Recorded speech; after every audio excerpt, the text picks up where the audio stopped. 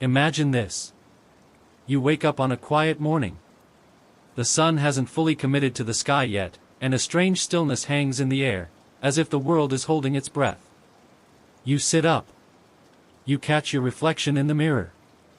And for a brief, flickering moment, you don't recognize the life staring back at you. You wonder, how did I end up here? But the question disappears almost as quickly as it came, swallowed by a flood of notifications, deadlines, and all the invisible weights of being alive in the 21st century. You return to autopilot. You think what you always think. Feel what you always feel. Do what you always do. And yet again, another day passes without ever being fully inhabited. What if I told you, none of this is accidental? That what you call your life, your relationships, your failures, your addictions, your quiet regrets, are not random, not the result of fate or luck, but rather the natural outcome of a hidden force that lives inside you. Not the economy. Not your childhood. Not genetics. But something far more intimate. Your thoughts. James Allen, a soft-spoken mystic in a loud, chaotic world, understood something most people spend their entire lives avoiding. A man is literally what he thinks. His character being the complete sum of all his thoughts. At first glance, it seems too simple to be true. Too poetic. Almost naive. But what if that's exactly why it's so dangerous? Think about it. If it's true that you become what you think, then the thoughts you repeat in the silence of your mind, while driving, walking, scrolling, suffering, are silently constructing the architecture of your reality. Your willpower doesn't shape your life. The nature of your repeated thoughts does. And here lies the paradox that unravels everything we've been taught. You want to change your life, but you keep thinking like the version of you that created it. You crave freedom, but you think like a captive. You dream of greatness, yet your mental garden is overrun with weeds, fear, resentment, doubt, self-sabotage. You beg the universe for signs, for breakthroughs, for transformation. But you never stop to ask. What if the universe already responded, with the exact life you're living now? Now it gets disturbing. Because if James Allen is right, if your external life is merely the shadow cast by your internal world, then you're not stuck in your circumstances. You're stuck in your thinking. What does that say about your persistent frustrations? Your destructive patterns? The numbness you feel at night when the distractions fade? Maybe the real question isn't, how do I change my life? Maybe it's, what thoughts am I cultivating that are keeping me exactly where I am? If every thought is a seed, then how many dark forests have you been planting, unknowingly? How many bitter fruits are still to be harvested from beliefs that were never really yours? How many years will you lose before realizing the prison was built brick, by your own internal dialogue? What if every thought is a silent vote for the person you're becoming? This is where the true war begins. Not in politics. Not in economics. But in the quiet soil of your mind. In the thoughts that loop silently each day, scripting your reality while you aren't even aware they exist. So why does no one talk about this? Why are we told to change our jobs, our cities, our partners, our bodies, but never our thoughts? Because to recognize the power of thought is to accept a terrifying truth. No one else is responsible anymore. And perhaps that's the most terrifying, but also the most liberating, realization you will ever have. James Allen didn't yell. He didn't promise instant success or viral hacks. But his words still echo like a blade cutting through the fog.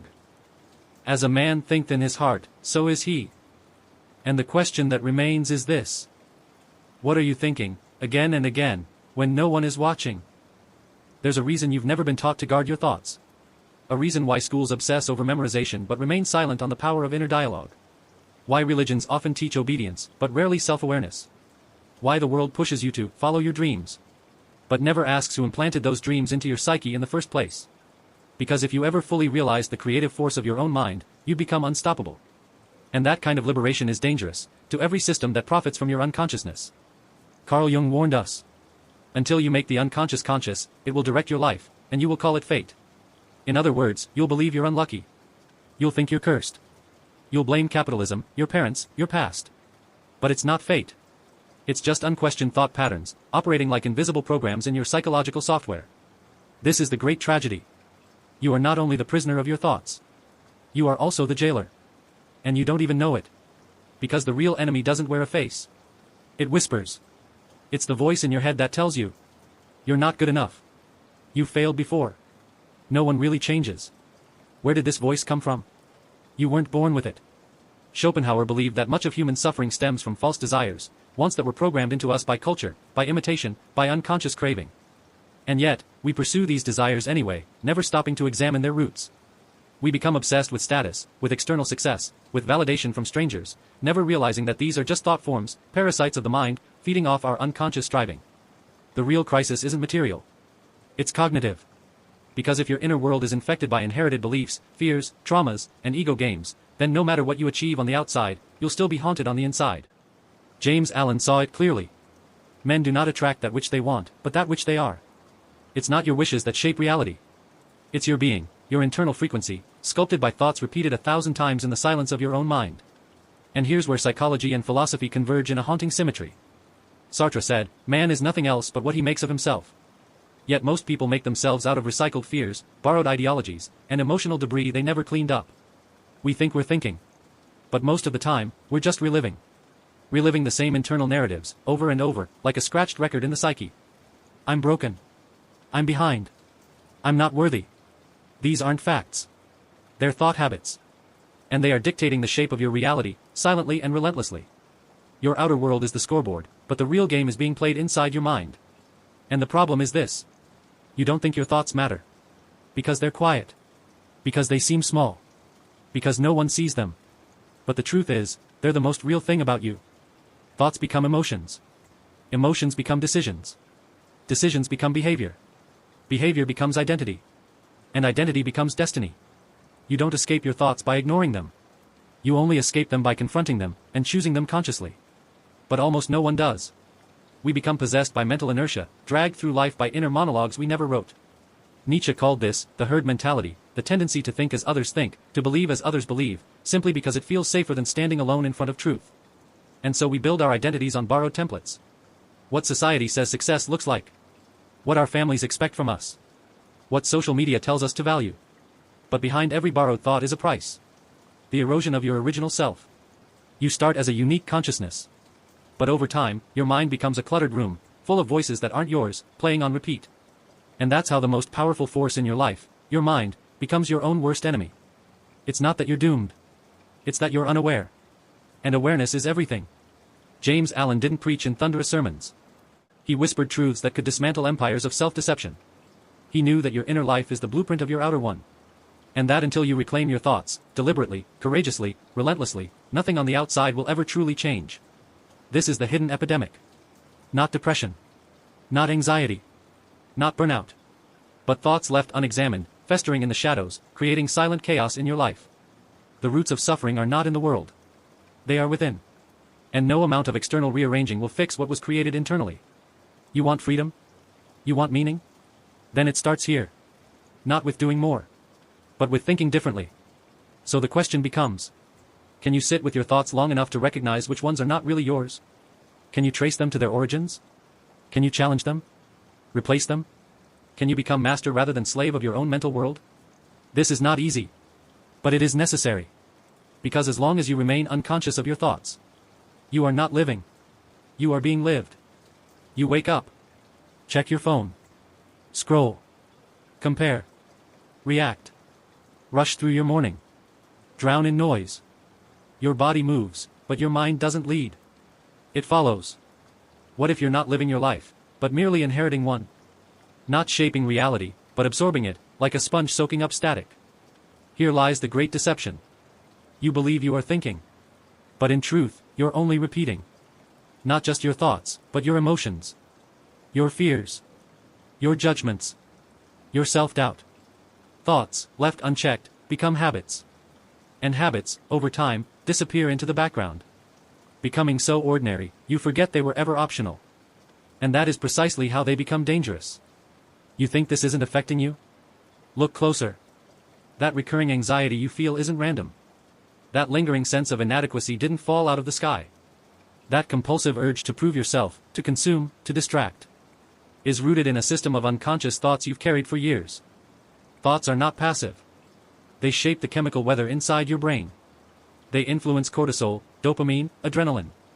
They dictate whether you fight, flee, freeze, or breathe. The neuroscience is clear. Your brain physically rewires itself based on what you consistently think. It's called neuroplasticity, and it doesn't care whether your thoughts serve you or sabotage you. It just obeys. So what happens when your dominant thoughts are self-limiting? You train your mind to expect disappointment. You program your nervous system for stress. You teach your body to anticipate failure, until it becomes a prophecy. And that's just at the personal level. Now magnify this across society. A culture built on fear-driven thought becomes addicted to control. A society obsessed with productivity breeds burnout as virtue. A generation taught to chase validation becomes anxious, empty, and restless, always scrolling, never arriving. The outer conditions of a person's life will always be found to reflect their inner state, James Allen wrote. As a man thinks, so he is, as he continues to think, so he remains. And so we remain, trapped in cycles of consumption, comparison, and confusion. Not because we're evil. Not because we're lazy. But because we've never been taught to think with intention. We've been trained to survive, not to awaken. This is the invisible machinery behind modern dysfunction. Not politics. Not economics. Not technology. But something deeper.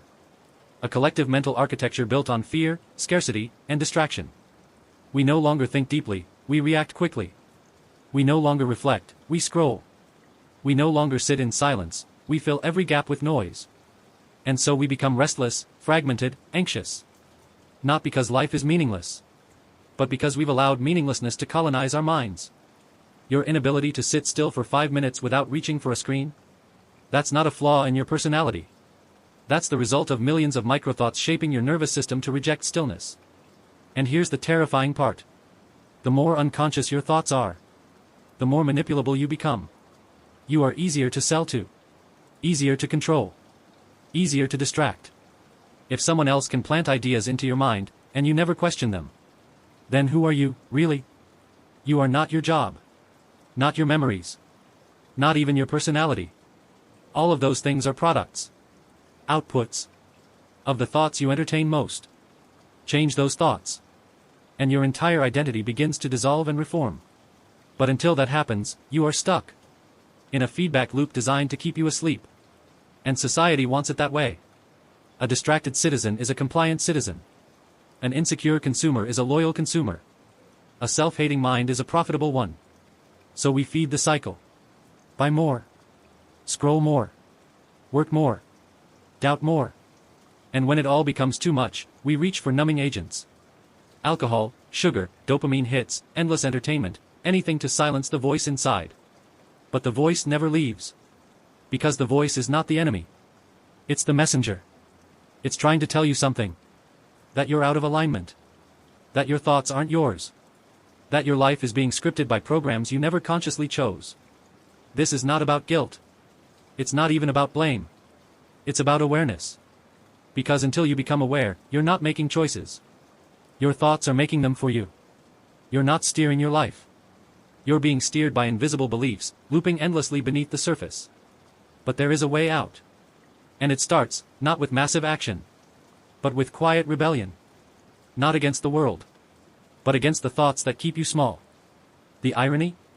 The very power you've been seeking externally has been sitting inside your mind all along. Quiet, waiting, patient. But it will not speak over your distractions. It will not fight your conditioning. It waits for your attention. Because once you truly see how your thoughts shape your emotions, your actions, your identity, you can never unsee it. And that moment, that flash of inner recognition, is the beginning of liberation.